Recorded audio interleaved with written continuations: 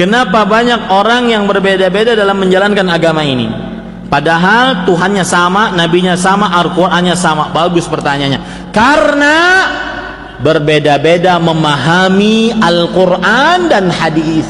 Makanya dakwah salaf ingin mengajak agar satu pemahaman. Apa itu? Memahami Al-Qur'an dan hadis dengan pemahaman para sahabat. Kenapa para sahabat pemahamannya yang dicontoh? Karena satu, mereka diridhoi oleh Allah. Dua, mereka dicap oleh Allah dan Rasulnya sebagai manusia terbaik. Tiga, mereka kalau salah di dalam memahami Al-Quran dan hadis, kalau salah di dalam mempraktekkan Al-Quran dan hadis, langsung turun wahyu dari 7 petala langit kepada Nabi Muhammad SAW yang membenarkan, mengoreksi perbuatan kesalahan para sahabat. Dan tidak ada kaum yang seperti itu kecuali para sahabat. Saya beri contoh. Ada seorang sahabat ketika junub, beliau berinisiatif junub pagi-pagi hari sebelum subuh, junub, bermimpi junub, tapi tidak ada air, nggak ada air, otomatis tidak bisa mandi. Maka akhirnya beliau berinisiatif. Apa yang beliau lakukan? Berguling-guling di pasir, seperti berguling-gulingnya kucing. Fatamarraga kama tamarragad dabbah, dalam hadisnya begitu. Maka beliau berguling-guling di pasir sebagai tanda bukti bahwasanya beliau mandi pasir. Kalau hadasnya hadas kecil kan bertayamum cukup. Ini hadas besar, maka beliau berpikiran, oh berarti harus mandi pasir. Sampai kabar tersebut kepada Rasulullah SAW, beliau cuma mengatakan, la yakfika an taqula biyadayka hakadha. Tidak, cukup kamu lakukan begini. Pegangkan tanganmu ke dinding, kemudian kalau ada debu maka tiuplah, kemudian usapkan ke wajahmu, kemudian usapkan ke kedua telapak tanganmu. Selesai urusan. Lihat, yang salah dibenarkan melalui wahyu. Itu tidak pernah terjadi kecuali siapa? Kepada kaum siapa? Sahabat. Makanya saya mengajak kepada kaum muslimin, ayo ke ajaran salaf. Apa maksudnya? Memahami Al-Quran dan hadis dengan pemahaman siapa? Para sahabat. Apa salahnya mereka? Diridhoi oleh Allah, manusia terbaik kuntum khairu ummah. Kalian wahai para sahabat adalah sebaik-baik umat. Kalau salah dibenarkan dari dengan wahyu. Yang keempat, orang Arab paling paham tentang bahasa Arab dibandingkan orang kita. Yang kelima, langsung gurunya Rasulullah SAW. Yang keenam, beliaulah pelaku sejarah. Hadis itu turun, ayat itu turun. Mereka tahu, paling paham tentang ayat Al-Quran, hadis Rasulullah SAW. Apa kurangnya? Ustaz, kan ada mazhab Abu Hanifah, Imam Malik, Imam Syafi'i, Imam Ahmad. Kemana ini mazhab? Maka kita katakan, imam-imam itu pun ikut siapa? Para sahabat. Dan saya katakan dengan tegas, tidak mengapa Anda belajar mazhab Syafi'i. Fikih mazhab Syafi'i diantaranya matan, ghayah, wa taqrib. Belajarlah, belajar fikih di sana, silakan. Tetapi ketika Anda mengamalkan sebuah amalan, maka harus berdasar dari Al-Quran dan hadis. Belajar fikih tujuannya apa? Karena Pak, di dalam semua mazhab itu fikihnya sudah teratur rapi, dari mulai toharah, kemudian bejana, masalah air, masalah berwudu, mandi, tayamum, mengusap di atas sepatu, mengusap di atas jilbab, terus sampai sholat, puasa, zakat, teratur rapi di dalam mazhab begitu. Maka silahkan Anda belajar mazhab. Bahkan saya katakan, silahkan Anda mengatakan saya mazhab Syafi'i, boleh, tidak ada yang melarang, asalkan kalau beramal harus berdalil dari Al-Quran dan Sunnah yang dipahami oleh para sahabat. Nah, itu sebabnya yang bertanya ini, kenapa Tuhannya kan sama, nabinya sama, kitabnya sama?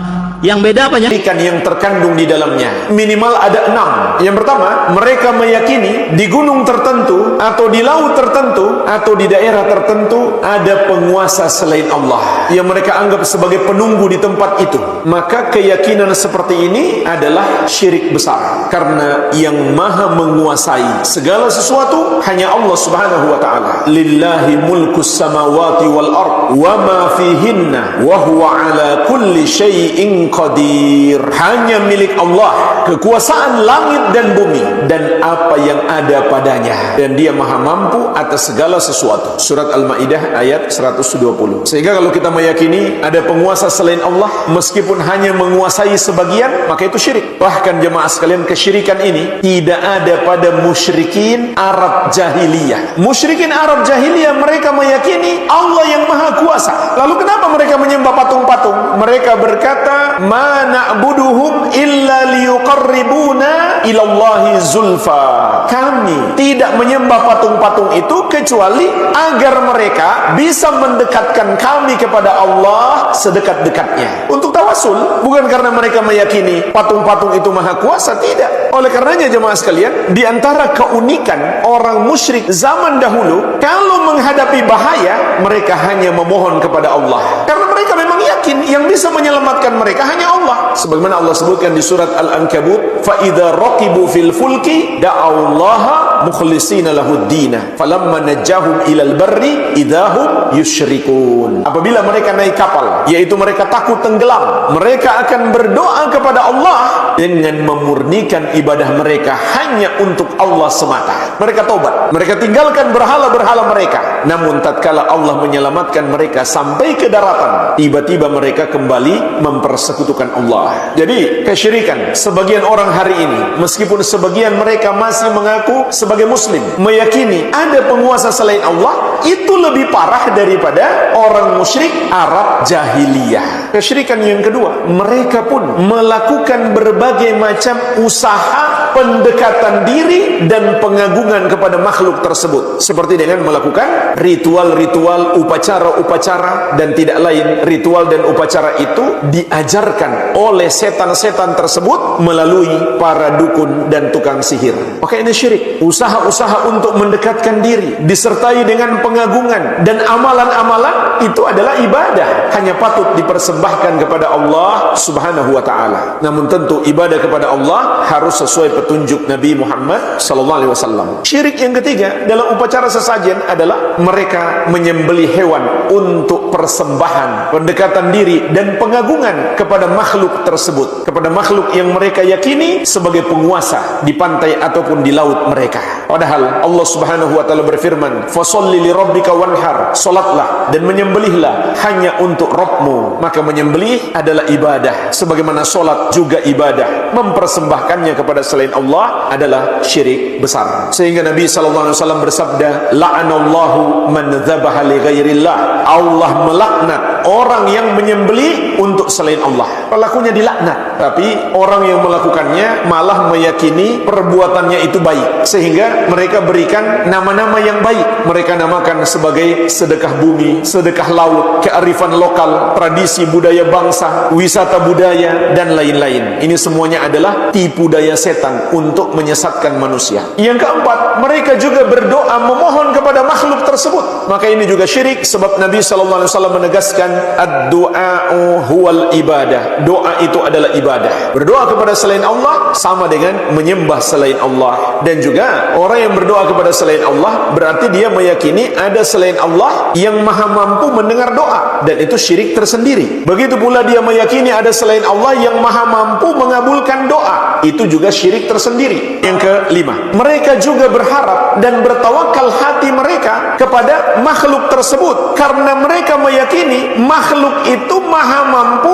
menunaikan hajat-hajat mereka. Padahal yang maha mampu menunaikan hajat kita hanya Allah subhanahu wa ta'ala. Oleh karenanya kita hanya boleh berharap, bertawakal, bergantung hati hanya kepada Allah yang satu saja. Wa 'alallahi fatawakkalu in kuntum mu'minin. Hendaklah hanya kepada Allah kamu bertawakal kalau kamu benar-benar beriman. Dan Allah subhanahu wa ta'ala berjanji, wa may yatawakkal 'alallahi fahuwa hasbuh. Barang siapa bertawakal, bergantung hatinya hanya kepada Allah, pastilah Allah akan menolongnya. Yang keenam, mereka juga takut kepada makhluk-makhluk tersebut karena mereka meyakini makhluk-makhluk itu maha kuasa, maha mampu menimpakan mudarat kepada mereka. Padahal Allah subhanahu wa ta'ala mengingatkan, innama dzalikumus syaitan yukhawwifu awliya'ahu fala takhafuhum wa khafuni in kuntum mu'minin. Itu hanyalah setan yang menakut-nakuti para walinya. Jadi yang takut kepada setan itu wali setan. Namun ayat juga bisa bermakna menakut-nakuti kalian dengan wali-walinya. Maka Allah subhanahu wa ta'ala menegaskan, fala takhafuhum, janganlah kamu takut kepada mereka, wa khafuni in kuntum mu'minin, dan takutlah hanya kepadaku kalau kamu benar. Ilmu fikih disebut menghilangkan masodak. Masodak itu pokoknya ini tak pakai bahasa asli ya, biar nanti habis ngaji itu keren. Ini pasti pakai bahasa asli yang di usul fikih. Masodak itu satu nama yang mencakup sesuai kriteria definitif lah kalau dalam bahasa inteleknya. Misalnya gini, ini coba pegangin. Ini yang dikatakan tangan ini sampai ini kan. Ini semuanya tangan. Nah ini namanya mujmal. Kata Rasulullah misalnya kalau kamu wudu, basuhlah tangan kamu. Tapi secara sanad kita sampai Rasulullah basuh tangan itu sampai sini saja. Ya kan? Itu di bab wudu. Sampai siku saja. Tapi sikunya terbasuh loh ya. Jelas ya. Padahal ini juga tangan. Tapi di bab qat'u yadis sarik, di bab memotong tangannya pencuri, wasariqu wasariqatu faqta'u aydiyahuma. Orang kalau mencuri dalam ajaran Islam atau negara Islam dipotong tangan. Segini apa hanya segini? Sampai gelang kaki apa matawi namanya? Pergelangan apa sampai sini? Pergelangan. Padahal kalimatnya ya faqta'u aydiyahuma, maka potonglah tangannya. Tapi ternyata di bab potong tangannya pencuri di negara Islam hanya pergelangan, tapi di wudu sampai siku. Lalu kalau mau tanya ukurannya apa Gus? Ya itu ukurannya ngaji tadi. ya ukurannya ngaji memang nggak bisa dijelaskan. Kalau nggak paham jangan protes terus. Ya sudah seperti itu. Apalagi misalnya di Quran disebut jika kamu tahallul dari haji maupun umroh, mukhallikina ru'usakum, itu lafadznya mukhallikina ru'usakum, memotong kepala. Masa setelah haji dibantai kan enggak? Nah itu ru'us di situ itu dengan makna apa? Rambut. Lalu pertanyaannya harus semua apa sebagian? Nah itu kan masalah. Nah itu namanya mujmal. Mujmal itu lafadz yang umum, masodak kalau dalam bahasa Arab. Kemudian kita mencari-cari sanad. Saya ulang lagi, kita mencari-cari sanad sampai Rasulullah dulu beliau maknani kayak apa. Akhirnya ternyata Rasulullah kalau tahallul ada yang gundul, lontos, didoakan sampai 3 kali, Allahumma marhamil muhallikin. Terus sahabat pada usul, wal muqassirin ya Rasulullah. Masyhur itu kan, ya Allah semoga orang yang cukur gundul engkau beri rahmat yang banyak. Sahabat yang enggak mau gundul usul wal muqassirin, juga yang cukur apa? Pendek. Nabi masih ngulang lagi, wa marhamil muhallikin. Mereka protes lagi, wal muqassirin ya Rasulullah, tapi Nabi masih enggak mau ngendikan apa? Nah, terus baru ketiga sudah disebut, baru yang terakhir bilang apa? Wal muqassirin, juga yang cukur pendek. Lalu ukurannya apa? Imam Syafi'i milih qadru'un mulatil asbu, sekadar apa? Ujungnya apa? Jari. Sehingga pokoknya kira-kira segini. Jumlahnya minimal berapa? 3. Nah seperti itu mau tidak mau lafadz itu mujmal. Kita tidak pernah bisa tahu tanpa sanad ke Rasulullah Shallallahu Alaihi Wasallam, karena Nabi yang punya otoritas litubayyina linnasi ma nuzzila ilaihim. Kamu Muhammad yang punya otoritas menjelaskan apa yang saya turunkan. Karena kalau tanpa Nabi tidak bisa. Misalnya Allah hanya ngendikan wa yuqimunas shalat, orang baik adalah yang mendirikan sholat. Jumlah rakaatnya kamu tahu tanpa Nabi Nggak tahu kan mana yang wajib, mana yang sunat juga enggak. Makanya ketika ada orang mau belajar sholat sama Nabi, kata Nabi sudah di sini aja nginep kan. Terus kamu sholat terus di belakang saya. Setelah 3 hari nginep, Nabi ngajarinya mau gini dok, sallu kama ra'aitumuni usolli, ya sudah niru saya. Jadi Nabi nggak pernah ngajar kayak di kampus-kampus nulis, terus nerangin itu enggak. Kalau ada orang belajar sholat, ya Rasulullah saya ajarin sholat sebagaimana sholat engkau. Ya sudah nginep di sini 3 hari, kamu sholat di depan. Ya sudah, terakhir mau boyong, Nabi hanya ngendikan sallu kama ra'aitumuni usolli, ya sudah kamu sholat kayak saya. Ketika musim haji juga gitu. Orang disuruh haji, kata Nabi, apa saja yang saya lakukan dilihat ya. Ya Rasulullah. Setelah selesai haji, Nabi hanya ngendikan lita'khudhu anni manasikakum apa? Lita'khudhu anni manasikakum, ya sudah kamu mengambil cara ibadah haji dengan melihat saya. Nah, cara-cara seperti itu sebenarnya lebih efisien ketimbang tag. Karena kalau tag itu bias. Sudah bias, kalau umum mesti potensi taksis, ya, potensi apa? Taksis. Ya jelas ya. Jadi ini saya teruskan lagi ya. Misalnya at-talaqu marratan. Yang dikatakan cerai ini termasuk contohnya lagi, ini saya beri contoh. At-talaqu marratan, talak itu ada 2. Itu benar apa salah? Di Quran loh. Talak ada 2, benar apa salah? Cara fikih salah, karena menurut fikih talak itu 3. Ya saya ulang lagi ya, di Quran kan istilahnya at-talaqu marrotan, tolak itu 2. Salah apa benar? Salah secara fikih, karena secara fikih tolak itu 3. Maka cara memahami gimana? At-tolaku marrotan, talak itu hanya 2 dalam konteks yang boleh kembali. Karena setelah 3 itu nggak boleh kembali lagi sampai si istri dirasakan orang lain. Nah, namanya apa? Mukhallil. Nah, akhirnya orang ulama itu mulai trauma, memahami ayat mulai trauma. Traumanya karena setiap satu kalimat atau satu frase atau satu qodiyah kalau dalam bahasa Arab itu mesti duduknya beda-beda, duduk perkaranya beda-beda. Di bab wudu tangan itu sampai siku.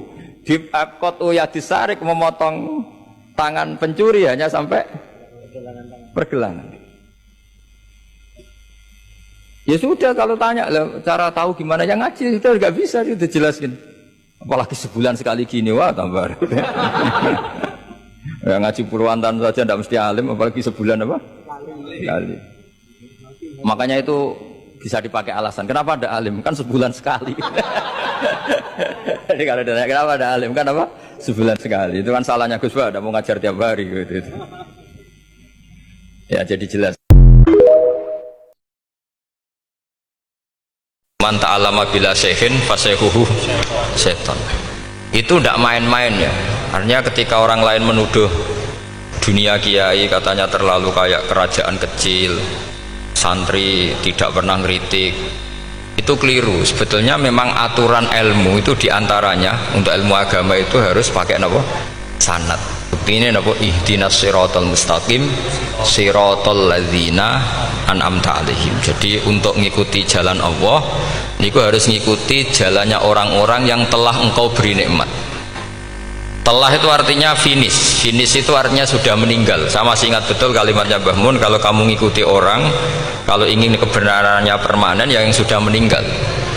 Potongan-potongan soleh dadakan ngeten kan nggak meyakinkan. Pas ngaji gayanya kayak wong soleh, enggak mulai kumat meneh, soleh meneh, kumat meneh.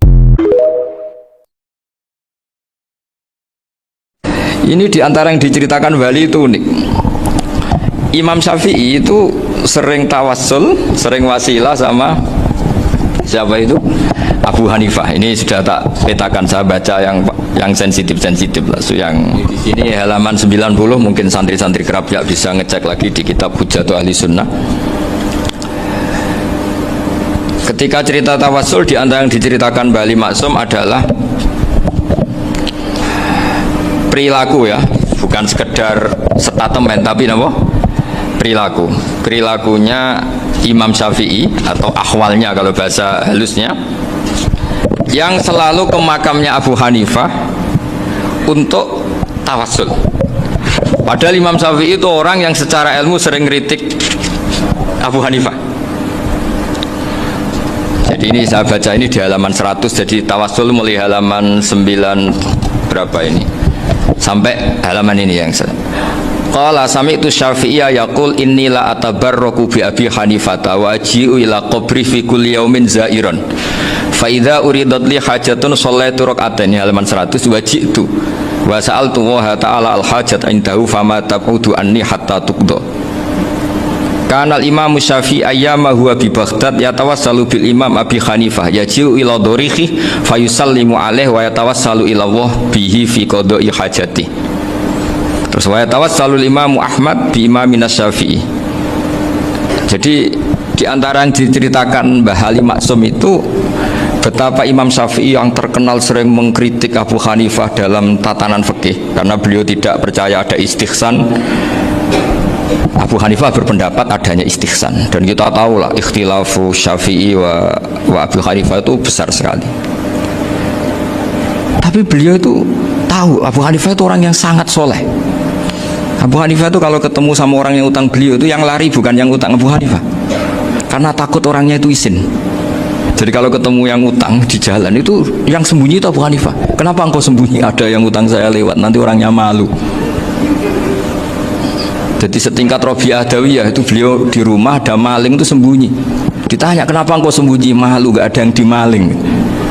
Malu sama malingnya karena serumah itu gak ada barang yang layak dicolong itu. Itu Robi'ah sabda sembunyi. Itu yang bisa niru itu Abu Hanifah. Jadi wali-wali besar ini ternyata saling menghormati dan saling tawassul.